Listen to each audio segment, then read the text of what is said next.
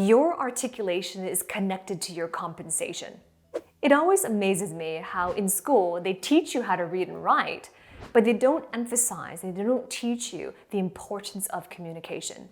Communication has the ability to move people, has the ability to create impact and influence as well. If you think about it, who are all the people that had an impact in your life? Well, if you really reflect on those individuals, they had a message, and that message moved you.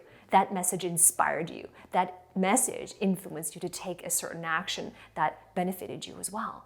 So this is where it's important that when it comes to communication, discover your willingness and your ability to develop your communications.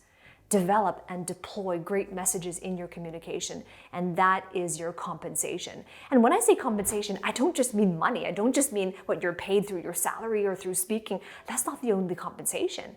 Your compensation is also the reward in return. It's the legacy you're building. It's the impact you're having on other people.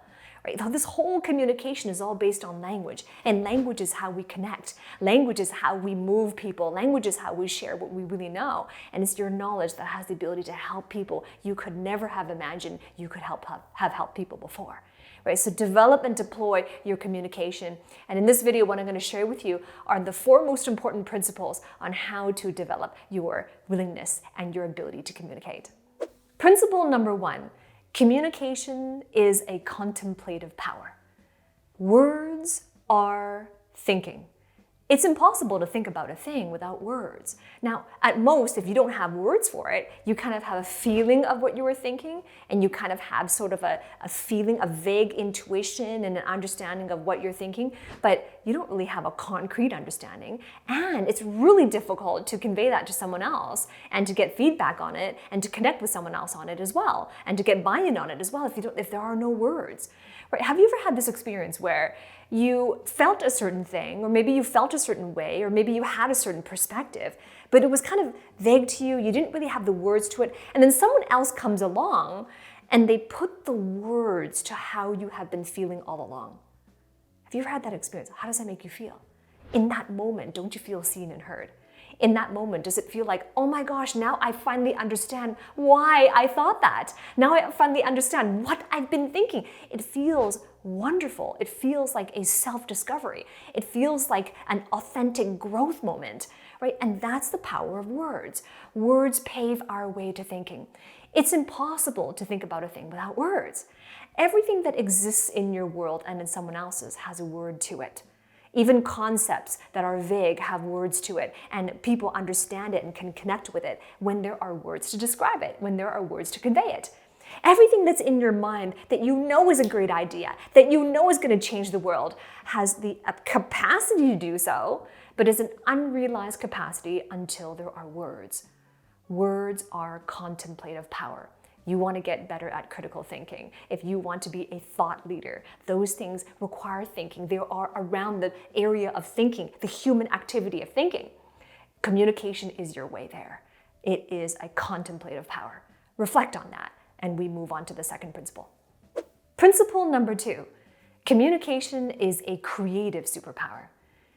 Concepts are created with language. Connection is created with language, connection with people, and connection between concepts as well. And with communication, you can also create value that has an impact, the meaningful impact that you want to have on your teams, in your industry, in your company, and so on.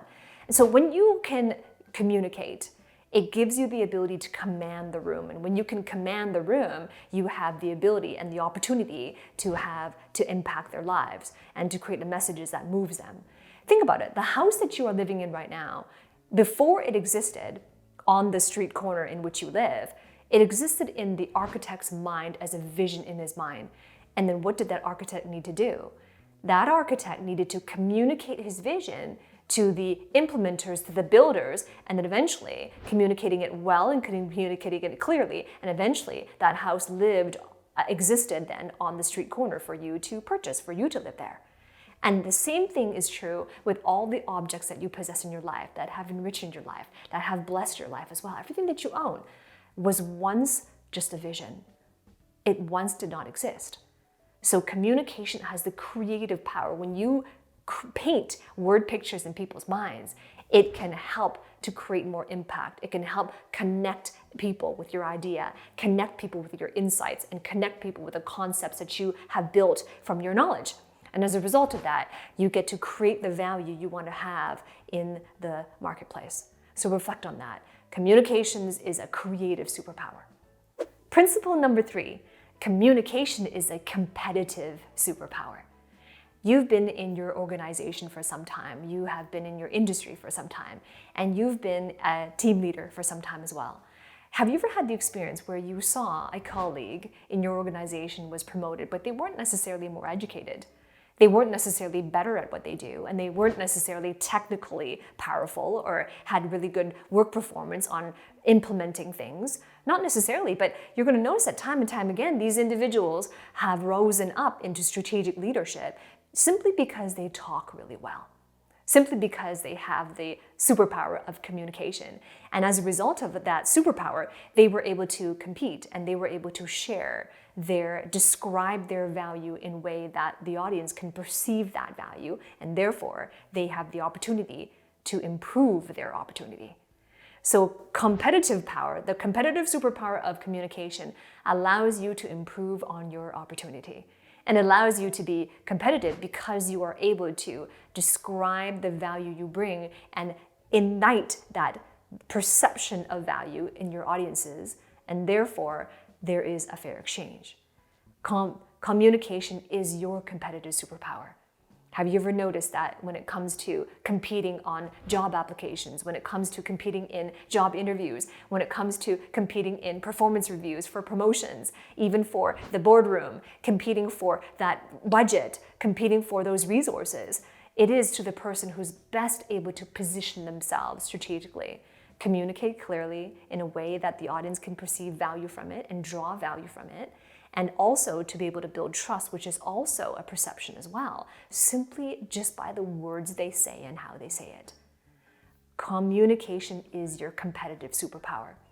Whatever you are competing for, it could be resources, it could be position, it could be opportunity. So reflect on that. When it comes to communication, how might you be able to create value so that you can capture the value you want to have in return? If you want to be able to know how to declare to your audience specifically how and where your contribution is making a difference so that you can have more impact, to have more visibility, and therefore to build your legacy and grow your career, then I invite you into my mentorship.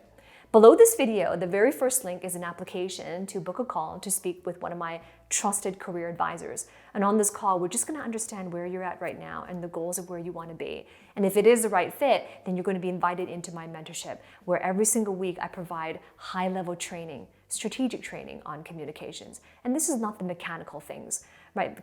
This communication training is not nothing to do with how you pronounce your words. This is not an English speaking class. This is high-level communications where you can increase your opportunity, where you can position yourself, create value as well, and have the impact that you want to have. So this is a high-level communications training where you can step up into strategic levels of leadership and strategic levels of decision making. Only if you're serious about developing these skills for yourself, click the link below, and I look forward to working with you on the inside. Principle number 4, communication is selling power. Now, before you hesitate here, selling power does not mean that you have to be a sales professional. Even if your title is not sales profession or account manager, even if you are not directly in a role that is in sales, make no mistake about it, you're selling something. There's something that you are selling on a day-to-day basis, week-to-week basis. There's something that you're selling.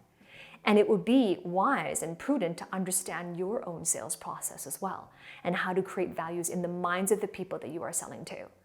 Communication gives you an opportunity to present your idea and to get that buy-in, and that is a sales process. But more importantly, when you communicate well, it allows your audience to be more optimistic about what you are sharing and allows your audience to see the value for themselves and the benefits as well that can come from it. And more importantly, when you sell, it's important to be congruent with what you are selling and your relationship with sales. Now, the society and the media have painted a really negative image of sales, that it is very pushy, that it is very negative, that it is very selfish, that it doesn't serve the people that they're selling to. And if you desire to be more persuasive, you desire to get buy-in, it would be important to change your relationship with selling. Because what if I shared with you that when it comes to selling, selling is not something you do to somebody. Selling is something you do for them. And when you sell them on your ideas, when you sell them on your skill set, when you sell them on your solution, you have that ability to improve their opportunity and get the value in return as well. So selling, is the most highest level of service you can provide for your audience. Think about that. So the principle number 4 is that communication is a selling power. So whether you are getting buy-in from executives, whether or not you are sharing your feedback or your opinions or a different perspective, it will be important to know, how do I speak to these executives that I am communicating with? So in the next video, I have 5 rules to talk like an executive. I'll see you there.